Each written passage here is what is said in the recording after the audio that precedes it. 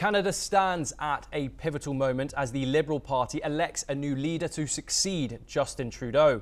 Around 140,000 party members are casting their votes, with results expected by Sunday evening.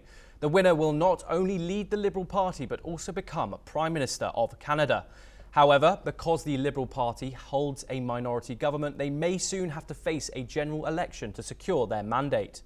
In his final speech as Prime Minister, Justin Trudeau became emotional, reflecting on his time in office and promising Canadians that his government would continue to put them first.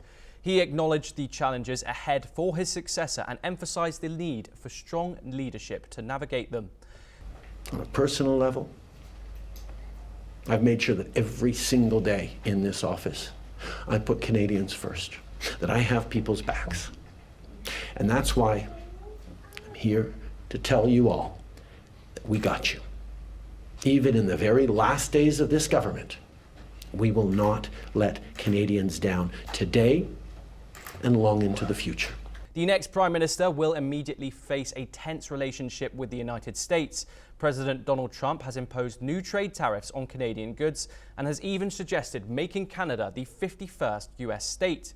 This has fueled a surge in Canadian nationalism, and all leadership candidates will have vowed to stand up against US pressure to protect Canada's sovereignty and its economy. Let's take a look at some of the leading candidates for the top position. Leading the race is Mark Carney, a former governor of both the Bank of Canada and the Bank of England.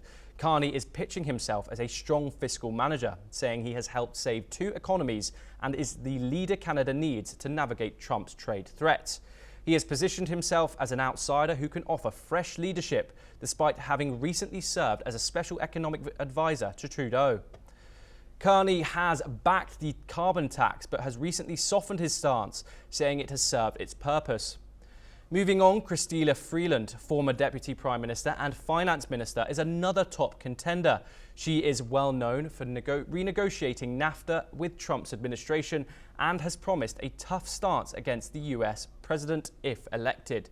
While she was only once a close ally of Trudeau, she resigned from government in December, following disagreements over economic policy and how to handle Trump's trade war. Freeland has also received several key cabinet endorsements. Moving on, at only 37 years old, Karina Gould represents a new generation of leadership within the Liberal Party. She has held multiple cabinet positions and says the party has lost trust with Canadians. She criticised Trump's trade policy and has called for tighter border security to prevent the flow of illegal guns from the US into Canada. Frank Baylis, a former Liberal MP and businessman, says his experience in the private sector makes him the best candidate to handle Trump's aggressive trade tactics. He has criticised bureaucrats and bankers, a swipe at his opponents, arguing that they are not tough enough to deal with Trump's economic threats. Whoever wins this race will have to immediately grapple with US tariffs, worsening trade relations and Trump's threats to Canada's independence. Canada is also facing economic difficulties at home, with rising food and house prices, causing frustration among voters. As the Liberal Party elects its new leader, Canada braces for major political changes.